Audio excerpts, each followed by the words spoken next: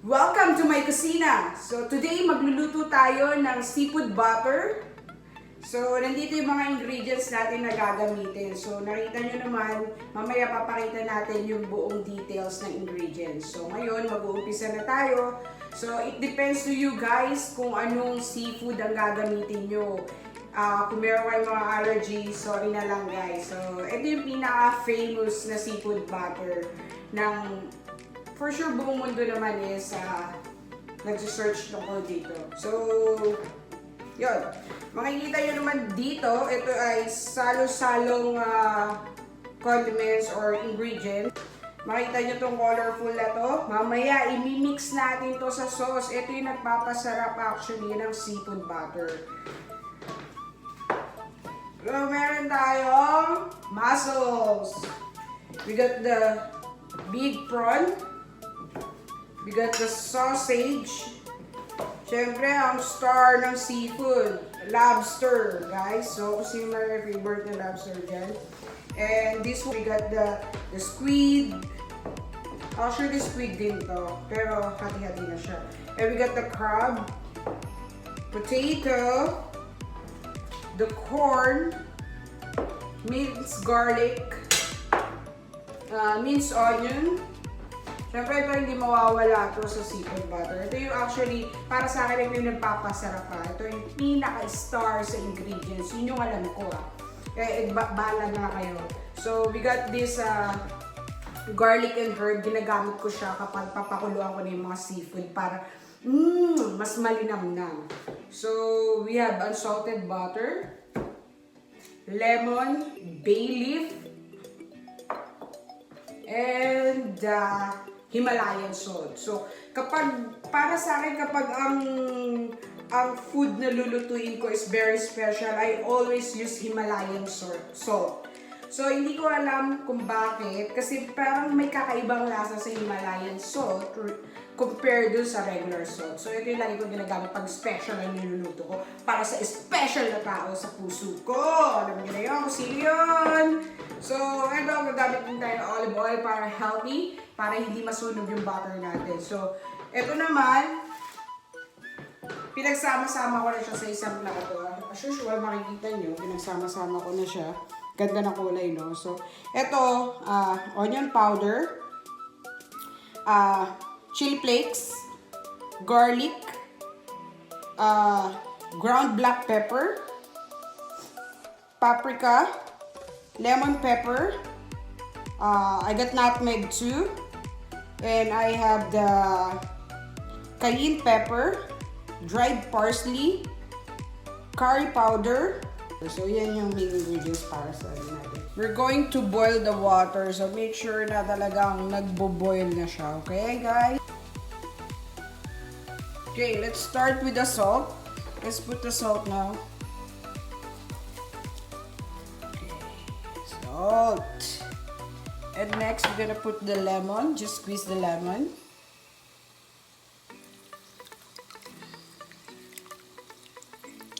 Sama nyo na rin yan.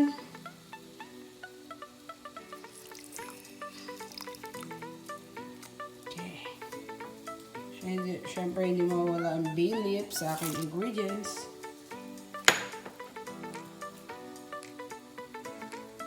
And the herb and garlic.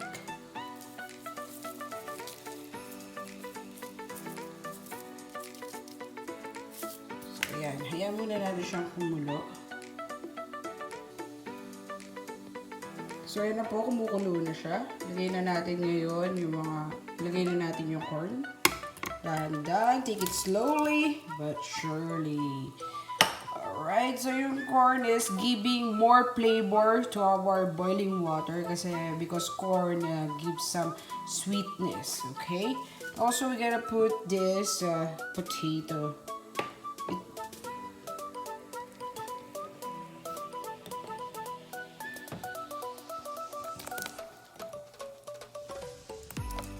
Right. So, palabutin natin. Make sure yung corn and potato are not so soft. Not so mushy. And also add this, guys. So this is the star of this ingredients. Just put it. It's up to you guys how much do you want to put. But for me, I love more because this one gives more flavor on it. So just put in the mid flame, guys. And now we're gonna drop this lobster. Mamma mia! Yeah, go ahead, lobster. Go and swim.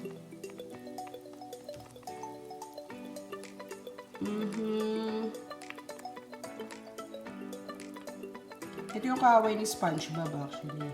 Yung lobster na to.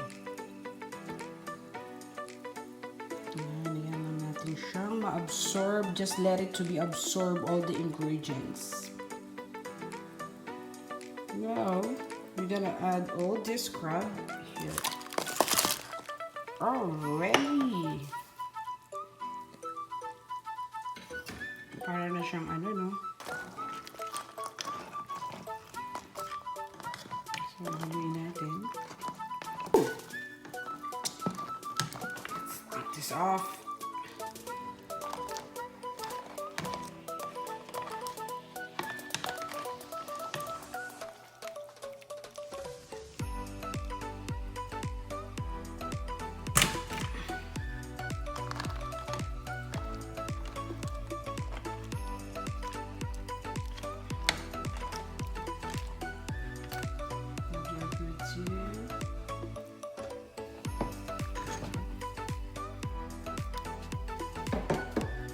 Okay, put all these mussels.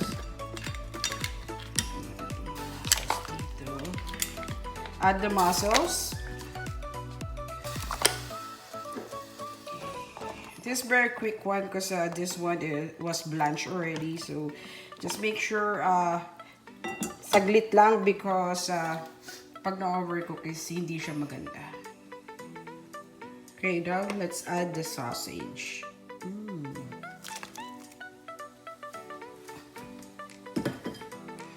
So, alright, let's take up the mussel now. So, hindi rin maganda ma-overcook to. The sausage, just leave it. Kasi the more you boil the sausage, the more the better. Because sausage are very salty. So, kung hayaan nyo na siyang kumulo dyan, malilesen yung saltiness niya. So, okay, now let's add squid.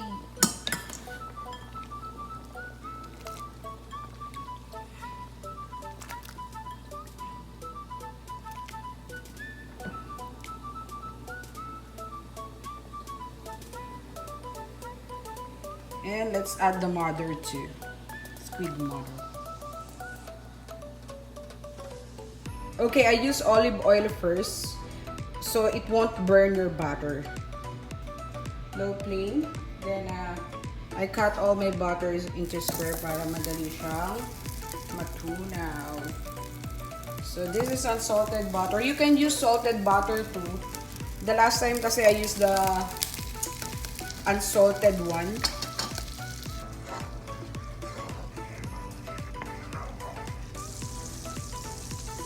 Now we're gonna add the garlic. The sauce later. So let's saute the garlic, but not too much.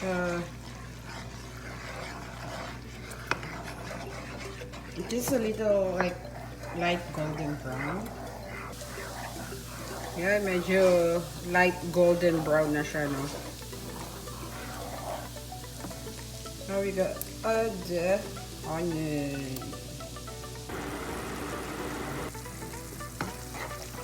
Until the onion becomes translucent. So now we're gonna add all the spices. So now we're gonna put all of this here.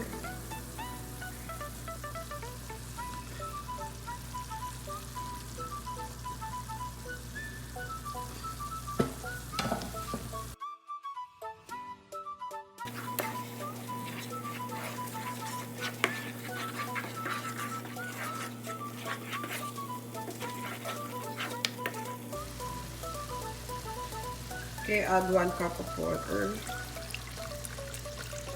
Then we're gonna add this.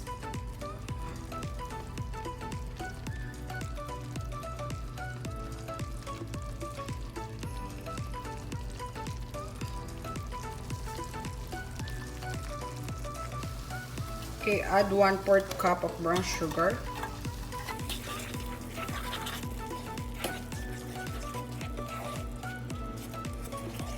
Now, let's add the prawn to add more flavor on it.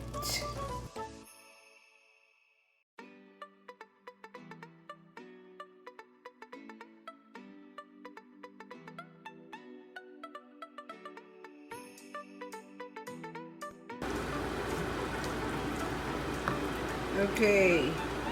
So, until the prawn get orange, that's the time na alam na natin na the prawn are cooked na. So, you can see the prawn starting get to be orange. Okay, now, we're gonna set aside all the prawns so it won't be overcooked kasi ang seafood is madali talaga siyang maluto, no? So, now we're gonna add all ingredients. Makoat lang yung mga seafood natin ng sauce, no? Looks yummy. So, malagyan lang ng mga sauce is okay na po siya.